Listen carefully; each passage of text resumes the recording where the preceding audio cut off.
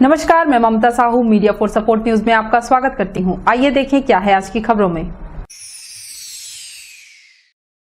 कोरबा जिले के सभी निकाय क्षेत्रों के स्कूल भवनों का सर्वे कराकर जीर्णोद्धार सौंदर्यीकरण का प्रस्ताव तैयार करने अधिकारियों को कलेक्टर ने दिए निर्देश।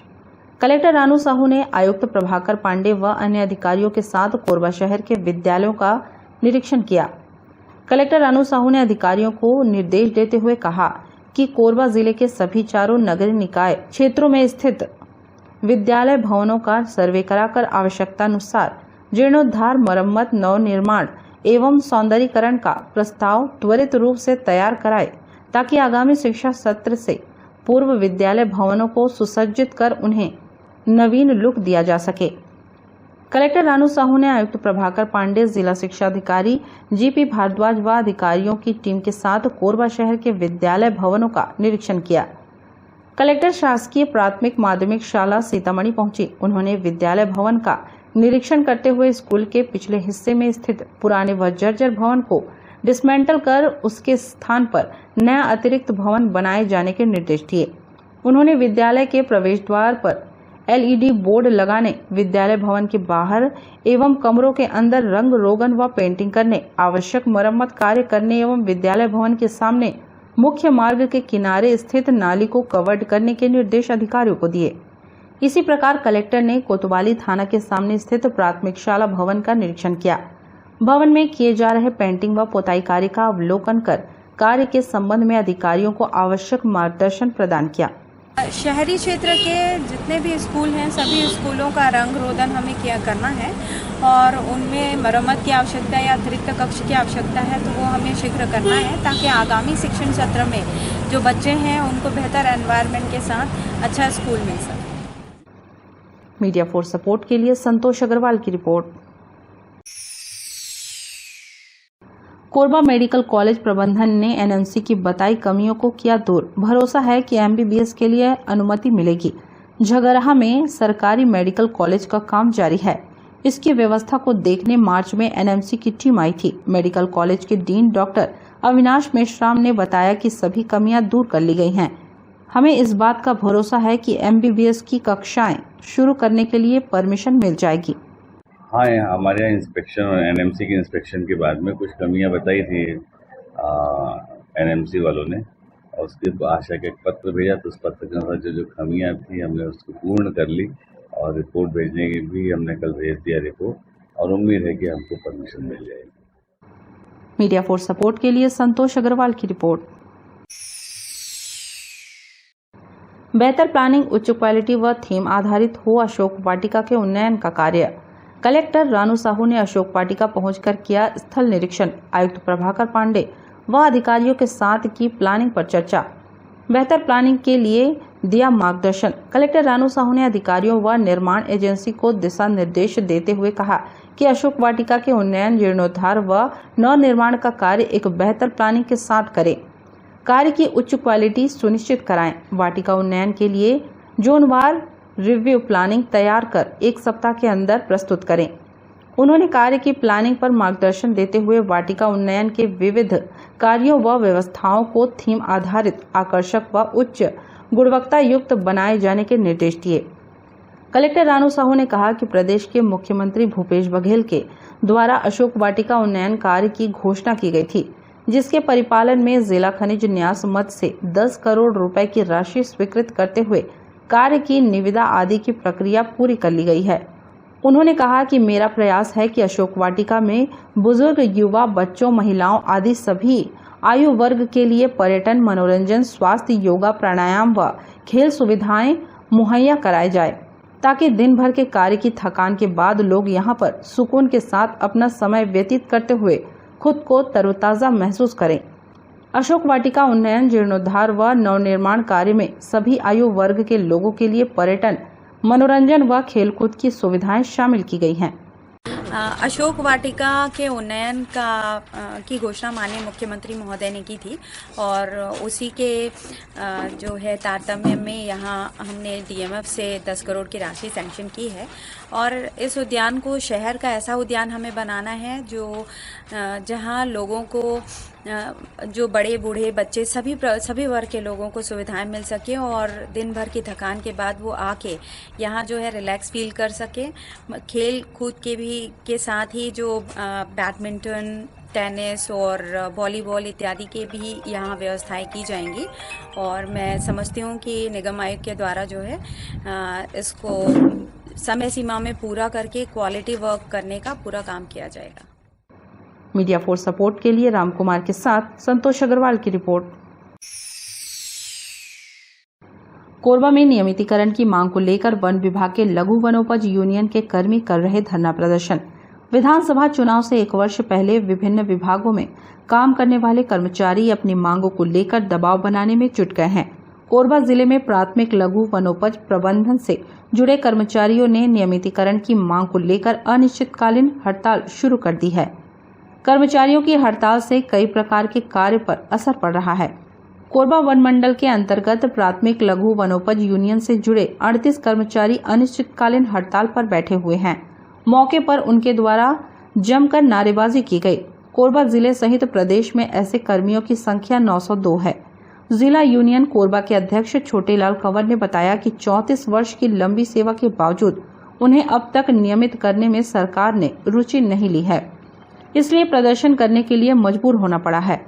लघु वनोपज यूनियन से संबंधित कर्मचारियों ने कहा कि जब तक उनकी मांगों को पूरा नहीं किया जाएगा तब तक प्रदर्शन जारी रहेगा। हम लोग का मांग है नियमितीकरण।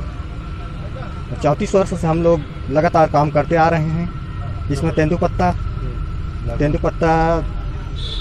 तोड़ाई और बीमा, हम लोग 38 कर्मचारी हैं यहाँ कोरबा डिवीजन में। पूरे प्रदेश में 902 नियमितीकरण का मांग, जब तक मांग पूरी नहीं होगी तब तक हड़ताल रहेगा। अभी हम लोग 38 प्रबंधक जिले में, माने जिले में 2 डिवीजन आता है, कटघोरा और कोरबा। हम कोरबा डिवीजन में 38 प्रबंधक हैं। कटघोरा में 44 है। क्या मांगे आप लोग? हम लोग एक शासन का जो घोषणा पत्र में था नियमितीकरण, अब से हम लोग 34 वर्ष से अभी तक हमारा कुछ ने बहुत दिन से मांग करते रहे। एक तो हमारा जो है नियमितीकरण कोरबा में अभी जैसे अभी तो बहुत प्रभावित होगा सर। अभी सामने में जस्ट अभी पत्ता तोड़ाई है, अभी वन धन का खरीदी हो रहा है, जैसे महुआ फूल का हो रहा है और जो ये बेलगुदा का हो रहा है, केवांच बीज का हो रहा है और तुलसी मतलब पलाव फूल का वनोपज समिति पूरा समूह जितना भी जो खरीदी होता है वो खरीदी नहीं हो पा रहा है। इससे पहले वन विभाग और मनरेगा के अधिकारियों कर्मचारियों के द्वारा कई मांगों को लेकर प्रदर्शन शुरू किया गया है, जिस पर अब तक किसी प्रकार के नतीजे नहीं आ सके हैं। मीडिया फॉर सपोर्ट के लिए रामकुमार यादव के साथ ममता साहू की रिपोर्ट। बुलेटिन में अब वक्त है एक छोटे से ब्रेक का। मिलते हैं ब्रेक के बाद। शादी हो, सगाई हो, बर्थडे हो या फिर एनिवर्सरी, खुशियां मनाने के लिए बस एक ही नाम, मेहर वाटिका। बड़ा जगह, छोटे बजट में सभी मांगलिक कार्यों की उत्तम व्यवस्था, एक ही जगह पर कैटरिंग सुविधा, आकर्षक लाइटनिंग, आकर्षक फ्लावर डेकोरेशन, आधुनिक साज सज्जा के साथ मेहर वाटिका। एक बार सेवा का मौका अवश्य दें। हमारा पता मेहर वाटिका, दुरपा रोड, कोरबा, छत्तीसगढ़। संपर्क करें 9827162247, 9827162131।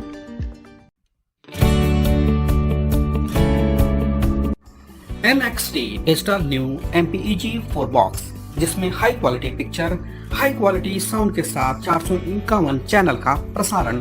NXT MPEG 4 बॉक्स में साथ में देखिए लोकल न्यूज, छत्तीसगढ़ी चैनल और 24 NXT local bucket non stop प्रसारण। तो आज ही NXT डिजिटल से जुड़े और उठाएं मौके का फायदा।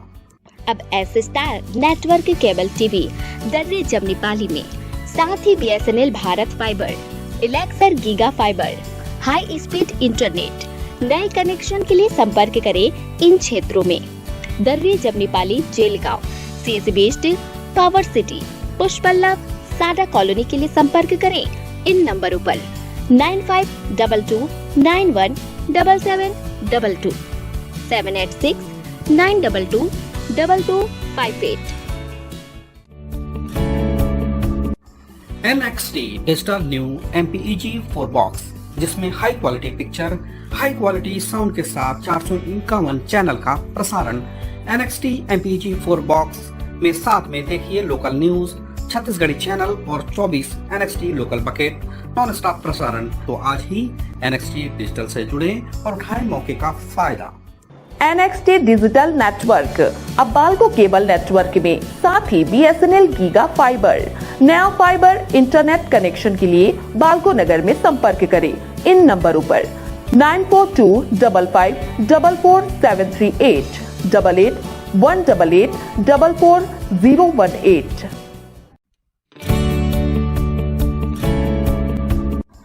NXT digital new MPEG 4 box, जिसमें high quality picture, high quality sound के साथ 451 चैनल का प्रसारण। NXT MPEG 4 बॉक्स में साथ में देखिए लोकल न्यूज, छत्तीसगढ़ी चैनल और 24 NXT local bucket non stop प्रसारण। 1250 रुपए का बॉक्स पुराने ग्राहकों को मात्र 500 रुपए में दिया जा रहा है। तो आज ही NXT डिजिटल से जुड़े और उठाएं मौके का फायदा। संपर्क करें film satellite and cable TV. Mobile number 7745901786 9630307395।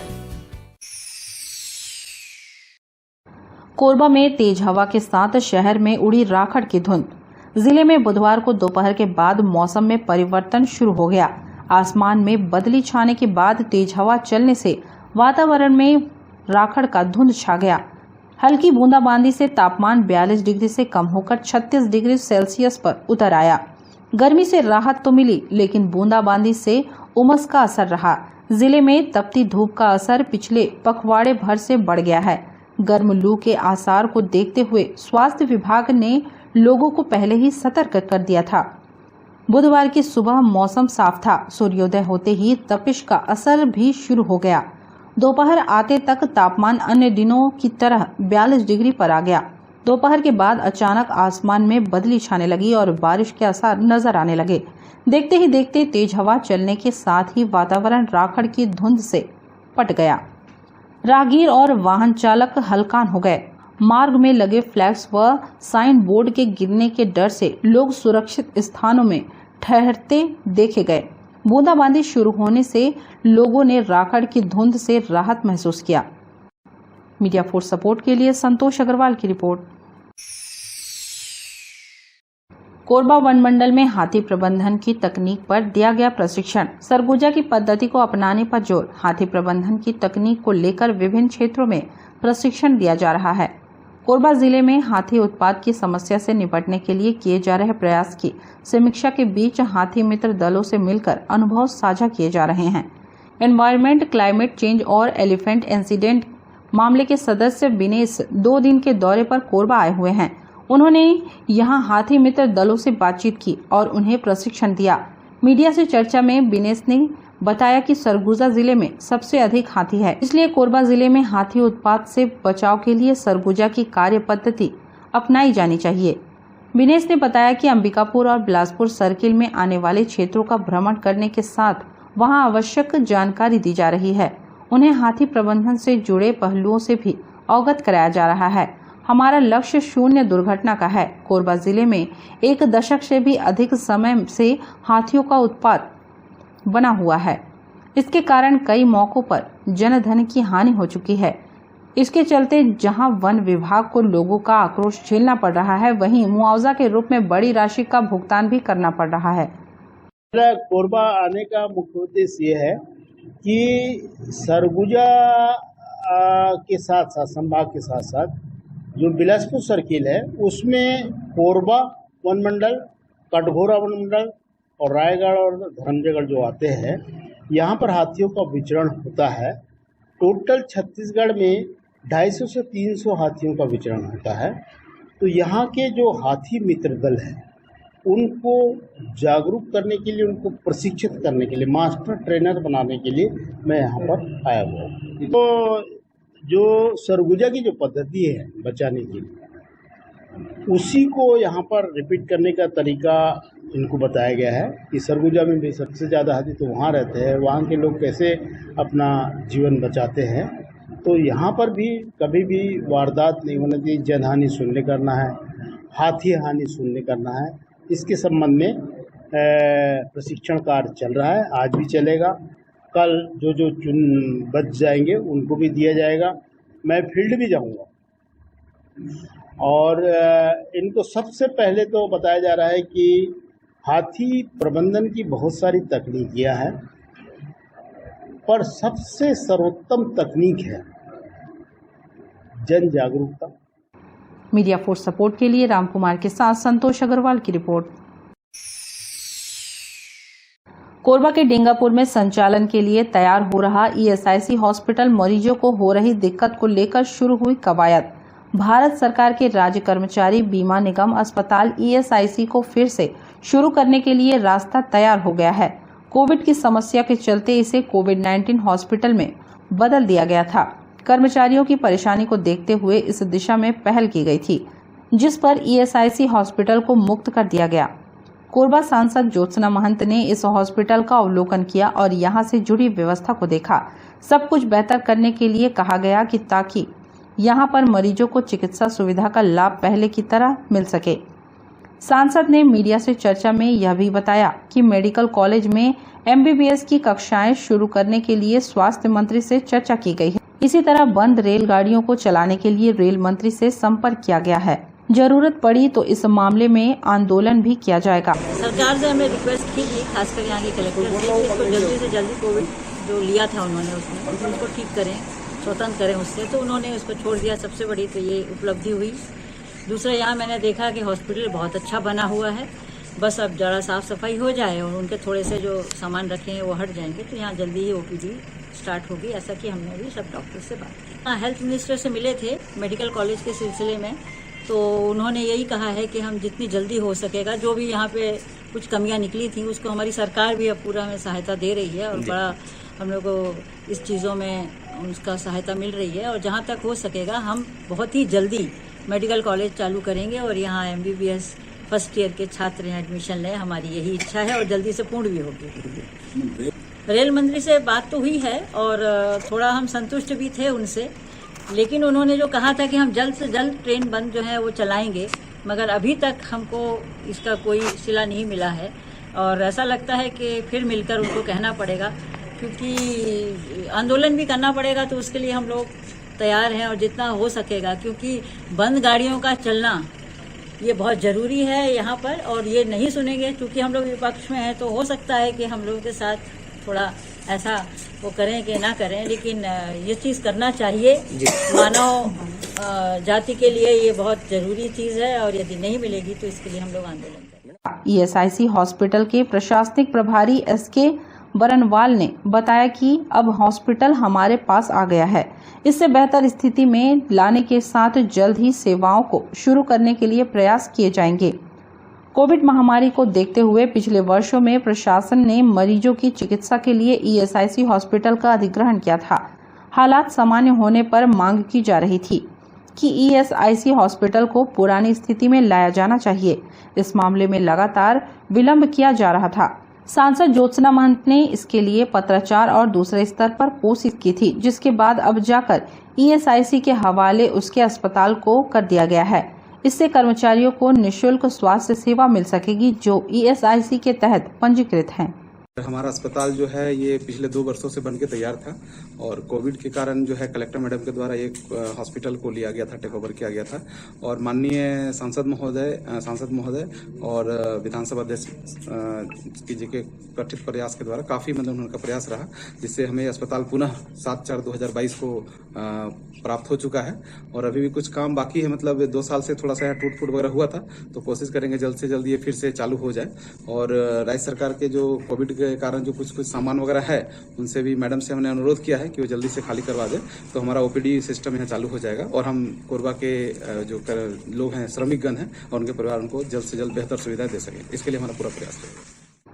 Media force support के लिए संतोष अग्रवाल की रिपोर्ट। बुलेटिन में अब वक्त है एक छोटे से ब्रेक का, मिलते हैं ब्रेक के बाद।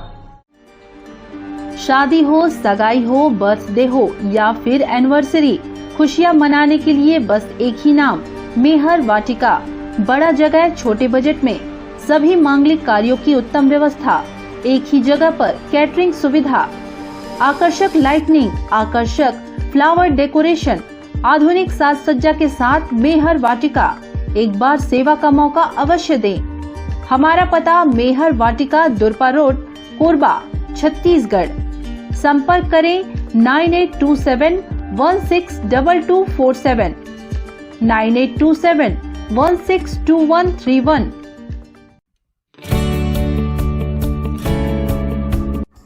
NXT digital new MPEG 4 box, जिसमें high quality picture, high quality sound के साथ 451 चैनल का प्रसारण।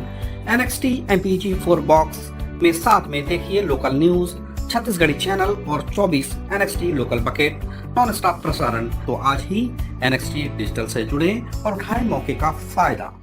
अब S star network cable TV Darri Jamnipali में, साथ ही BSNL भारत फाइबर, इलेक्सर giga fibre, high speed internet. नए कनेक्शन के लिए संपर्क करें इन क्षेत्रों में: Darri Jamnipali, Jelgaon, CSB west, power city, Pushpallav, साडा कॉलोनी के लिए संपर्क करें इन नंबरों पर 9522917722, 786-922-2258। NXT digital new MPEG 4 box, जिसमें high quality picture, high quality sound के साथ 451 चैनल का प्रसारण। NXT MPEG 4 बॉक्स में साथ में देखिए लोकल न्यूज, छत्तीसगढ़ी चैनल और 24 NXT local bucket non stop प्रसारण। तो आज ही NXT डिजिटल से जुड़े और उठाएं मौके का फायदा। NXT डिजिटल नेटवर्क अब बाल्को केबल नेटवर्क में, साथ ही BSNL गीगा फाइबर। नया फाइबर इंटरनेट कनेक्शन के लिए बाल्को नगर में संपर्क करें इन नंबरों पर 9425544738, 8818844018। NXT digital new MPEG 4 box, जिसमें high quality picture, high quality sound के साथ 451 चैनल का प्रसारण।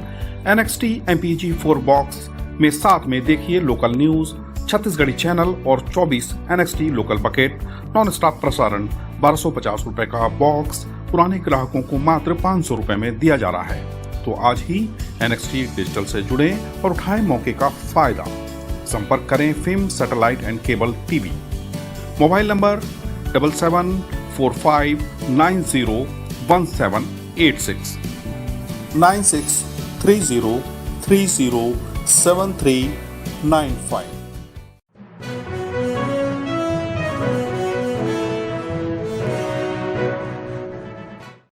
प्रेम प्रसंग का राज खुला तो युवक ने लगा ली फांसी, पत्नी को लग गई थी भनक। तब से दोनों के बीच होने लगा झगड़ा। मानिकपुर चौकी क्षेत्र के एक युवक ने फांसी के फंदे पर लटककर अपनी जान दे दी। बताया जा रहा है कि उसका किसी महिला के साथ प्रेम प्रसंग था। इस बात की जानकारी युवक की पत्नी को लग गई थी। इसके बाद से रोज दोनों का झगड़ा हुआ करता था। अब फांसी के फंदे पर लटकी हुई युवक की लाश मिली है। मानिकपुर चौकी क्षेत्र के कुआं भट्टा इलाके में सद्दाम हुसैन अपनी पत्नी और 2 बच्चों के साथ रहता था। उसने पहले भी एक शादी की थी, लेकिन किसी वजह से उसने अपनी पहली पत्नी को छोड़ दिया था। अब वह अपनी दूसरी पत्नी के साथ रहता था। दूसरी पत्नी से ही उसके 2 बच्चे हैं। पता चला कि बीती रात को सब खाना खाकर सो गए थे। सुबह जब सद्दाम की पत्नी सोकर उठी तो उसने दूसरे कमरे में युवक की लाश देखी। इसके बाद परिजनों और पुलिस को इस बात की सूचना दी गई। खबर लगते ही पुलिस की टीम ने मौके पर पहुंचकर शव को फांसी के फंदे से उतारा। शव का पंचनामा कार्रवाई कर पोस्टमार्टम के लिए जिला अस्पताल भेजा गया। पूछताछ करने में ही पुलिस को पूरी बात की जानकारी मिली। आशंका है कि युवक ने रोज के विवाद के चलते जान दी होगी। मानिकपुर पुलिस ने मामले की जांच शुरू कर दी है। कुआं भट्टा में से एक सदर आलम नाम के सूचक द्वारा चौकी उपस्थित आकर रिपोर्ट दर्ज कराई गई कि इनका जो भाई है, बड़ा भाई सद्दाम हुसैन, इनके द्वारा पारिवारिक विवाद को लेकर के घर में फांसी लगा करके आत्महत्या कर ली गई है, जिसमें त्वरित रूप से मर्ग पंचनामा कार्यवाही में लेकर के शव का पंचनामा कराया गया है। PM रिपोर्ट प्राप्त होने पर और गवाहों के कथन के आधार पर अग्रिम कार्यवाही की जाएगी। मीडिया फॉर सपोर्ट के लिए राम कुमार यादव की report. Media for support news के इस बुलेटिन में बस इतना ही। न्यूज अपडेट के लिए जुड़े रहें हमारे YouTube channel, Facebook, Telegram, Instagram, Twitter को सब्सक्राइब, लाइक, कमेंट करना ना भूलें। नमस्कार।